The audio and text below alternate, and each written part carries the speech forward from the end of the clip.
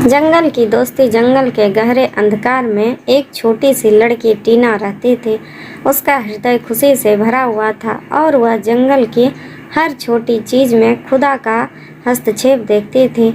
उसकी एक खासियत थी, उसका अद्भुत दोस्त हाथी। जंगल में बसने वाले विभिन्न प्राणियों में से टीना का सबसे अच्छा दोस्त हाथी था। हाथी ने टीना को जंगल के रहस्यमय सौंदर्य से रूबरू कराया। हाथी की बड़ी सूंड और सौंदर्यपूर्ण आँखों से टीना का दिल चुरा लिया था। वे दोनों हमेशा साथ खेलते और साथ रहते थे। एक दिन जंगल में एक नया हाथी आया। यह हाथी बहुत ही विशाल था और उसकी विशाल सूंड थी। टीना इस नए दोस्त को देखकर खुशी से झूम उठी और बोली, नमस्ते नए दोस्त, मेरा नाम टीना है। हम दोस्त बन सकते हैं क्या? हमारी दोस्ती मिसाल बनेगी, हम हमेशा साथ रहेंगे। नया हाथी मुस्कुराया और कहा, हाँ, हम बिल्कुल दोस्त बन सकते हैं। मेरा नाम गजबू है। आज से हम अच्छे दोस्त हैं और हमेशा साथ खेलेंगे। टीना, गजबू और पहले के हाथी ने मिल जंगल में मस्ती करना शुरू किया। वे तीनों हमेशा साथ में हंसते खेलते और जंगल की सुंदरता का आनंद लेते थे। जंगल में बढ़ते हुए टीना गजबू को पहले के हाथी ने अन्य जंगली जीवों को भी अपने साथ मिलकर दोस्ती का पाठ पढ़ाया। वे बंदर, मोर, हिरन और भालू सभी के साथ अच्छे दोस्त बन गए। एक दिन जंगल में एक बड़ी मुश्किल आई। एक भयंकर शेर जंगल के बड़े पेड़ के पास आ गया था और तभी सभी जंगली जानवरों को डरा रहा था। शेर के आते ही सभी दोस्त डर के मारे छुप गए, लेकिन टीना, गजबू और पहले के हाथी ने मिलकर एक साझा योजना बनाई। गजबू ने अपने बड़ी सूंड से मिट्टी उछली और पहले के हाथी ने उच्चता से चीखा।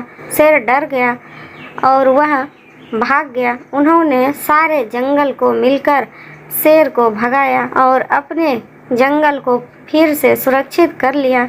टीना, गजबू और पहले के हाथी ने देखा कि जब दोस्त मिलते हैं तो कोई भी कठिनाई आसानी से हल हो जाती है। उनकी एकता ने उन्हें मजबूत बना दिया और जंगल के हर एक कोने में खुशियों को फैला दिया।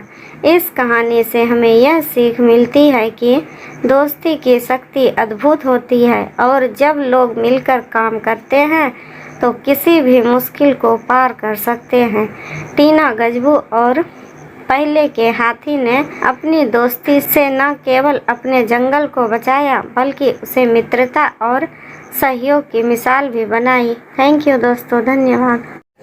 कई वर्षों पहले एक राज्य में मिदास नामक एक लोभी राजा राज करता था। उसकी एक बहुत ही सुंदर पुत्री थी जिसका नाम मैरी गोल्ड था। मिदास अपनी पुत्री से बहुत प्रेम करता था, किंतु उससे कहीं अधिक उसे सोने से प्रेम था। उसका खजाने में सोने का भंडार था। उतना सोना दुनिया में किसी भी राजा के खजाने में नहीं था। इसके बाद भी खजाने में जितना सोना बढ़ता, राजा मिदास की लालसा उतनी ही बढ़ती जाती थी। उसके दिन का अधिकांश समय खजाने में रखे सोने को गिनने में निकल जाता था। सोने की लालसा में अक्सर वह अपनी पुत्री को अनदेखा कर देता था। दिन पर दिन उसकी सोने की ललक बढ़ती जा रही थी और अधिक सोना प्राप्त करने के उद्देश्य से उसने एक बार अन्न जल त्याग कर ईश्वर की कठोर उपासना की। उसकी उपासना से प्रसन्न होकर ईश्वर ने उसे दर्शन दिए और मनचाहा वरदान मांगने को कहा। मिदास बोला, हे ईश्वर, मुझे वरदान दीजिए कि मैं जिस भी वस्तु को छुए वह सोने की बन जाए। ईश्वर मिदास की लालसा समझ रहे थे। वरदान देने के पूर्व उन्होंने पूछा, राजन, क्या यह वरदान मांगने के पूर्व तुमने अच्छी तरह विचार कर लिया है? हे ईश्वर, मैं इस विश्व का सबसे धनी राजा बनना चाहता हूँ। मैं अच्छी तरह सोच लिया है। मुझे यही वरदान चाहिए। कृपया मुझे वरदान प्रदान कीजिए। मिदास ने उत्तर दिया, तथास्तु, मैं तुम्हें वरदान देता हूँ कि कल सूर्य की पहली किरण के साथ तुम जिस भी वस्तु को छुओगे वह सोने की बन जाएगी। आशीर्वाद देने के उपरांत ईश्वर अंतर्ध्यान हो गए। राजा मिदास यह वरदान पाकर खुशी से फूला नहीं समाया। दूसरे दिन सोकर उठने के उपरांत अपनी शक्ति परखने के लिए उसने अपने पलंग को छूकर देखा। वह पलंग सोने का बन गया। मिदास बहुत खुश हुआ। दिन भर वह सुध बुध खोकर अपने महल की हर चीज को सोने में परिवर्तित करने में लगा रहा।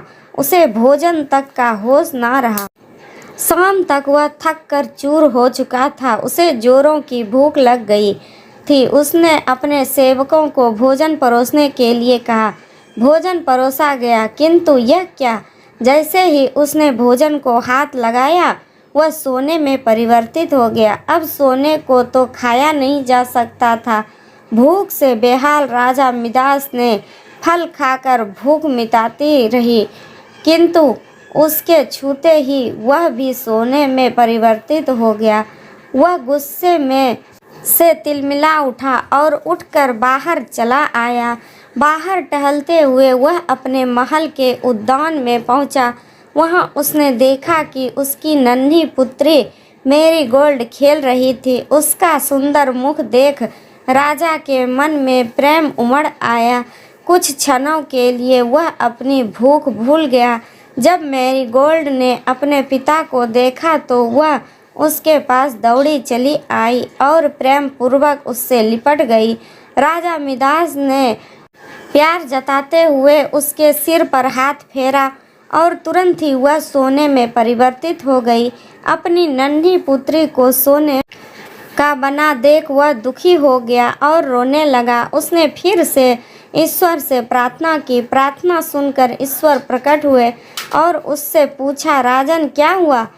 अब तुम्हें क्या वरदान चाहिए? मिदास रो रो कर कहने लगे, हे ईश्वर, मुझे क्षमा करें। सोने की लालसा में मेरी बुद्धि भ्रष्ट हो गई थी और मैं यह वरदान मांग बैठा था कि किंतु अपनी पुत्री को खोने के बाद अब मेरी आंखें खुल गई है।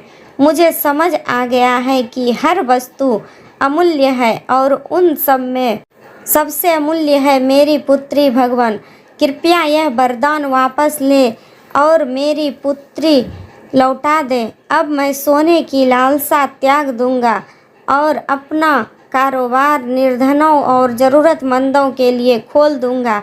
ईश्वर ने जब उसके पछतावे के आंसू देखे तो अपना वरदान वापस ले लिया। दूसरे दिन सूर्य की पहली किरण के साथ सारी वस्तुएं अपने वास्तविक रूप में आने लगी। राजा मिदास की पुत्री भी अपने वास्तविक स्वरूप में आ गई। उसने अपने वचन के अनुसार अपना कोषागार निर्धनों और ज़रूरतमंदों के लिए खोल दिया। उसका लोभ खत्म हो चुका था। वह एक संतुष्ट जीवन व्यतीत करने लगा। सीख: धन महत्वपूर्ण अवश्य है, किंतु सर्वस्व नहीं। प्रेम, खुशी, संतुष्टि कभी भी धन से खरीदी नहीं जा सकती। दूसरा, लोभ का परिणाम बुरा होता है।